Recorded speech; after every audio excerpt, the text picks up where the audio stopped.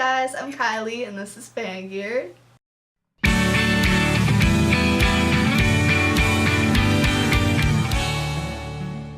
Alright, so you may have seen the other videos and we're talking about our favorite games from the past generation of console games. So that includes the Wii, Xbox 360, and PS3. So it was really hard for me to pick because there are a lot of great games and it's been like 10 years probably. And one of my favorites of the past generation is definitely Legend of Zelda Skyward Sword. It was a pretty big deal when it was first announced. It had a lot of hype surrounding it, and it still has a lot of hype for a pretty good reason. So it came on the scene after Twilight Princess, and I believe a couple of Toon games were in between, Phantom Hourglass and Spirit Tracks.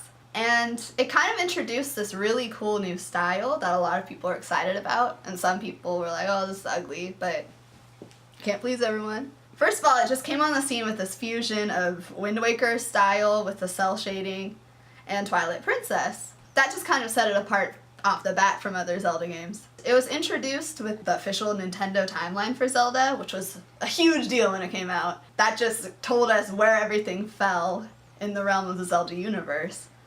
And Skyward Sword, lo and behold, is at the very beginning of the timeline. So what's really special about Skyward Sword being at the forefront of the Zelda timeline is that it basically gives us context for the entire franchise, which started in 1985. That's huge. Just everything in Skyward Sword gives us a purpose for the whole series, which makes it one of the best games in the series, and my favorite game for the past generation of console games. It also shows us another Link, much like Toon Link was, where his prime goal is just to protect his friends and restore peace. He never just sets out like as this basic hero who's just like, oh, you know, gotta save the world, that's my job. He only wants to do whatever he has to protect his friend Zelda because she's in trouble. I really like that sort of portrayal of Link. We saw that also in Twilight Princess and in Wind Waker, where his main goal was to save somebody that meant a lot to him, and that's a really human form of Link. It was also a very different look at Zelda, because she's usually separate from the whole story almost, in a way. And we don't see very much of her, and she's very regal and kind of on a pedestal. Not that Zelda's not a great character. As a monarch, she's an awesome character, and she doesn't need to be strong physically to be a strong female character.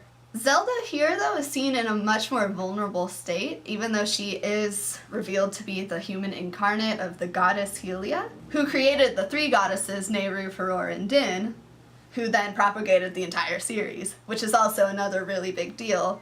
And it ties Zelda to the creation of the universe and ties the whole Trinity together. And that's, like I said, that's a really awesome facet of the game. But when we first meet Zelda, she's just a villager like Link is, and she's his best friend. And she finds her place in the Zelda universe, whereas Link also does. And we meet the first incarnate of Ganon, Demise. That's one qualm I had about the game. I wish we got to see more of that. But at the same time, it was kind of a nice cliffhanger. Even though Zelda fans have played all the games that come after Skyward Sword in the timeline, it's kind of this really cool cliffhanger in the timeline, and he says, I'll be back for you, I'll be back in every incarnation of your life.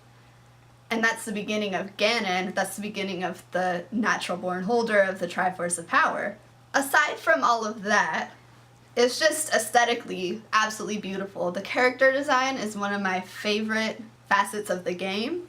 I've always been a really big fan of the character design in Zelda, but the colors in it, just everything about it is absolutely breathtaking to me. And I was a really big fan of the dungeons in this game. For example, the Ancient Cistern was basically what you'd call the water temple of this game. And this temple is actually based on a Buddhist myth where a man went to hell and was able to repent for his sins.